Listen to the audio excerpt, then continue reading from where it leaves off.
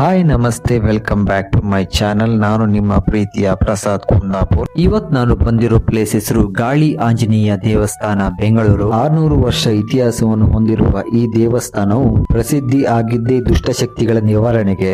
ದುಷ್ಟಶಕ್ತಿಗಳಿಂದ ಜನರನ್ನ ಕಾಪಾಡೋದಕ್ಕೋಸ್ಕರನೇ ವೇದವ್ಯಾಸರು ಈ ಆಂಜನೇಯನ ವಿಗ್ರಹವನ್ನು ಈ ಕ್ಷೇತ್ರದಲ್ಲಿ ಪ್ರತಿಷ್ಠಾಪನೆ ಮಾಡಿದ್ರು ಅಂತ ಹೇಳಲಾಗುತ್ತೆ. ಈ ದೇವಸ್ಥಾನಕ್ಕೆ ಭೇಟಿ ನೀಡಿ ಪೂಜೆ ಸಲ್ಲಿಸುವುದರಿಂದ ಎಲ್ಲಾ ಕಷ್ಟಗಳು ದೂರ ಆಗುತ್ತೆ ಹಾಗೂ ಮನೆಗೆ ದುಷ್ಟಶಕ್ತಿಗಳು ಸುಳಿಯುವುದಿಲ್ಲ.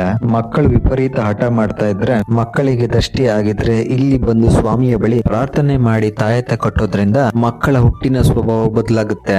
ಯಾರೇ ಈ ದೇವಸ್ಥಾನಕ್ಕೆ ಬಂದು ಹರಕೆಯನ್ನು ಹೊತ್ಕೊಂಡ್ರು ಅವರ ಎಲ್ಲಾ ಬಯಕೆಗಳನ್ನು ಸಿದ್ಧಿಯಾಗುವಂತೆ ಮಾಡ್ತಾನೆ ಈ ಆಂಜನೇಯ.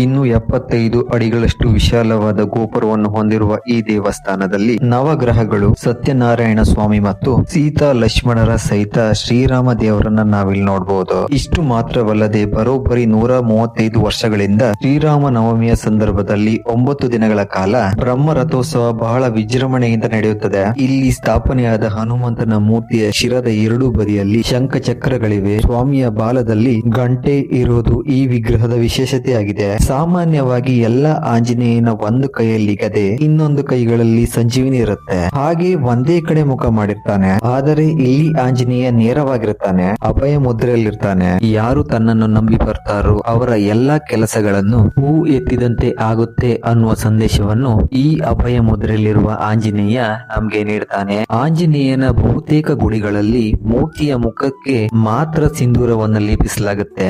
ಆದ್ರೆ ಇಲ್ಲಿ ಪ್ರತಿ ಗುರುವಾರವೂ ಸ್ವಾಮಿಯ ಇಡೀ ಮೈಗೆ ಸಿಂಧೂರವನ್ನು ಲೇಪನೆ ಮಾಡಲಾಗುತ್ತೆ. ಉದ್ದಿನ ವಡೆ ಹಾಗೂ ತುಳಸಿ ಹಾರವು ಈ ಗಾಳಿ ಆಂಜನೇಯನಿಗೆ ಪ್ರಿಯವಾದ ವಸ್ತುವಾಗಿದೆ. ಈ ದೇವಸ್ಥಾನದ ತಾಯತ ಸಿಂಧೂರವನ್ನು ಮನೆಯಲ್ಲಿ ಇಟ್ಟುಕೊಳ್ಳುವುದರಿಂದ ಎಲ್ಲಾ ಕಾರ್ಯಗಳು ಯಶಸ್ವಿಯಾಗಿ ಆಗುತ್ತೆ ಅನ್ನುವ ನಂಬಿಕೆ ಪ್ರತಿ ಭಕ್ತರಲ್ಲಿದೆ.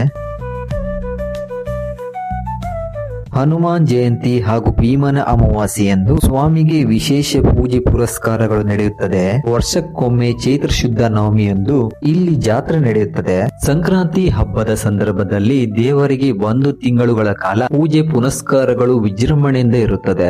ಹಾಗೆ ಸಂಕ್ರಾಂತಿಯ ದಿನದಂದು 300 ಕೆಜಿ ಪುಳಿಯೋಗರೆಯನ್ನು ತಯಾರಿಸಿ ದೇವರ ಮುಂದೆ ರಾಶಿ ಮಾಡಿ ನೈವೇದ್ಯ ಮಾಡಿ ಭಕ್ತರಿಗೆ ಪ್ರಸಾದದ ರೂಪದಲ್ಲಿ ಪುಳಿಯೋಗರನ್ನ ಹಂಚಲಾಗುತ್ತೆ. ಪಶ್ಚಿಮಾಭಿಮುಖವಾಗಿರುವ ಗಾಳಿ ಆಂಜನೇಯ ಸ್ವಾಮಿಗೆ ಮಂಗಳವಾರ, ಶನಿವಾರ ಹಾಗೆ ಹುಣ್ಣಿಮೆ ದಿನ ವಿಶೇಷ ಪೂಜೆ ಕೂಡ ನಡೆಯುತ್ತೆ. ಶನಿವಾರ ತನ್ನ ಬಳಿಗೆ ಬರುವ ಪ್ರತಿ ಭಕ್ತರನ್ನು ಶನಿ ದೋಷದಿಂದ ಪಾರು ಮಾಡ್ತಾನೆ ಎಂದು ಇಲ್ಲಿನ ಭಕ್ತರು ನಂಬ್ತಾರೆ. ಹಾಗೆ ಈ ದೇವಸ್ಥಾನವು ಬೆಳಿಗ್ಗೆ 7ರಿಂದ ಮಧ್ಯಾಹ್ನ 2 ಗಂಟೆವರೆಗೂ ಹಾಗೆ ಸಂಜೆ 4 ಗಂಟೆಯಿಂದ ರಾತ್ರಿ 9 ಗಂಟೆವರೆಗೂ ನೀವು ದೇವರ ದರ್ಶನ ಮಾಡಬಹುದಾಗಿದೆ.